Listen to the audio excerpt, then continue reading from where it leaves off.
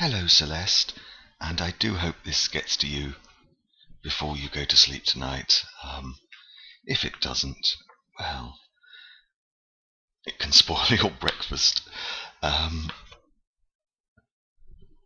You kind of inspired me to go back to have a look through some romantic verse, given your exuberance, which is a delight to witness, and I'm really happy for you. Long may it continue, and especially given that you were the first person who was kind enough to win the auction for one of these little recordings, from which I've gone on to make lots and lots of really good friends. So I owe you a lot. And as a feeble way of saying thank you, I'm just going to indulge my own penchant for romanticism with two things for you. And the first one is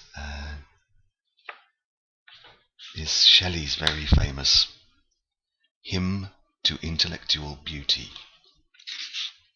And I would dearly love to pretend that I go around reading Shelley every day and know them all off by heart. I don't. I haven't looked at Shelley for a couple of years, but you've kind of inspired me to have another look. It's quite a long poem, so I will only read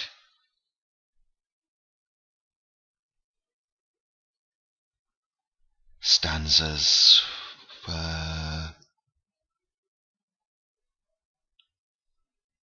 4, 5, and 6 from it, which won't take too long, I promise. A Hymn to Intellectual Beauty by Shelley. Love, hope, and self-esteem like clouds depart, and come for some uncertain moments lent. Man were immortal and omnipotent. Didst thou, unknown and awful as thou art, keep with thy glorious train firm state within his heart? Thou messenger of sympathies that wax and wane in lovers' eyes, thou that to human thought art nourishment, like darkness to a dying flame. Depart not as thy shadow came. Depart not, lest the grave should be, like life and fear, a dark reality.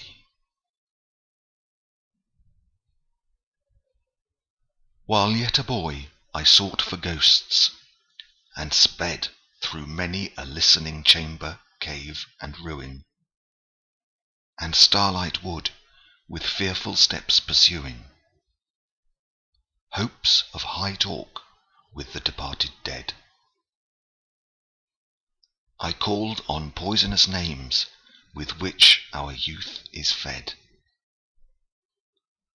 I was not heard, I saw them not, when musing deeply on the lot of life, at that sweet time when winds are wooing all vital things that wake to bring news of birds and blossoming.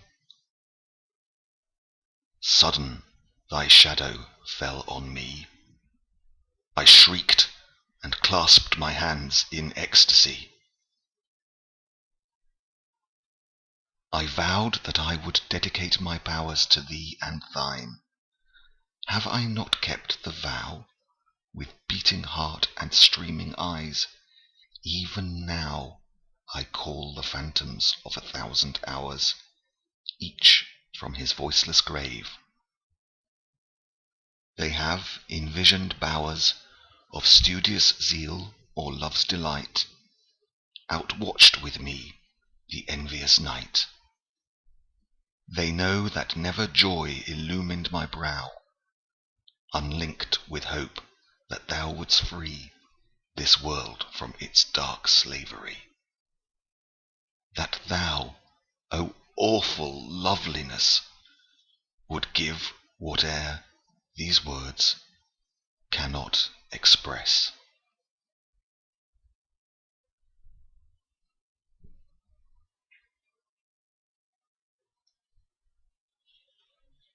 And without overstretching the comparison, there are little echoes there of some things that we discovered in the Unquiet Grave all that time ago.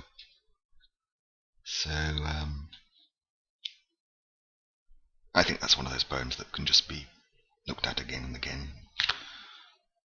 And having said that, I probably won't look at it again for another 5 years, because I'm an idiot. Right. But very much in comparison and contrast, the second one I'm going to do for you is John Betjeman, and it's incredibly fashionable to sneer at John Betjeman because he was, I don't know, upper middle class male, slightly not Lothario, perhaps even slightly pervy in some of his poems, which I think makes him all the more human, really. And I love what he writes. It's mischievous, it's playful, it's deceptively simple. And I think the people who deprecate what Betjeman writes are fooled by this simplicity. Anyway, I'll read something now which I hope will, I'm sure will not fool you with its simplicity. Again, it is a romantic theme. He wrote many such poems, usually about elderly men falling hopelessly in love with beautiful young maidens. This isn't such a poem.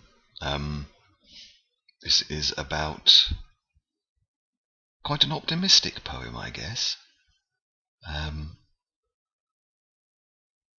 About love in later years.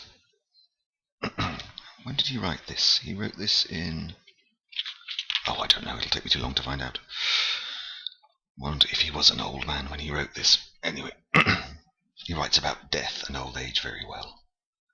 But this is simply called Late Flowering Lust.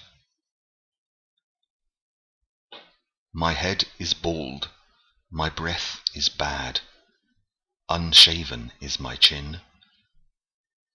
I have not now the joys I had when I was young in sin. I run my fingers down your dress with brandy certain aim, and you respond to my caress, and maybe feel the same. But I've a picture of my own on this reunion night, wherein two skeletons are shown to hold each other tight. Dark sockets look on emptiness, which once was loving-eyed. The mouth that opens for a kiss has got no tongue inside. I cling to you inflamed with fear, as now you cling to me. I feel how frail you are, my dear, and wonder what will be. A week or 20 years remain, and then what kind of death? A losing fight with frightful pain, or a grasping fight for breath? Too long we let our bodies cling, we cannot hide disgust at all the thoughts that in us spring from this late flowering lust.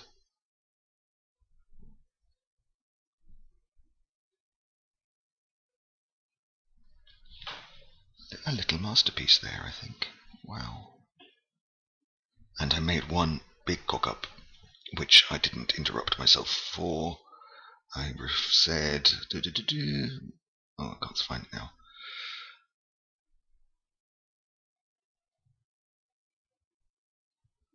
Oh, yeah. I said a grasping fight for breath. It's gasping fight for breath. That obviously makes far more sense. I hope that didn't spoil your enjoyment of that, because I really liked that. And I shall disappear now. Thank you very, very much, Celeste, for everything, just for making HP a more interesting place. Wish you all the best. Bye bye.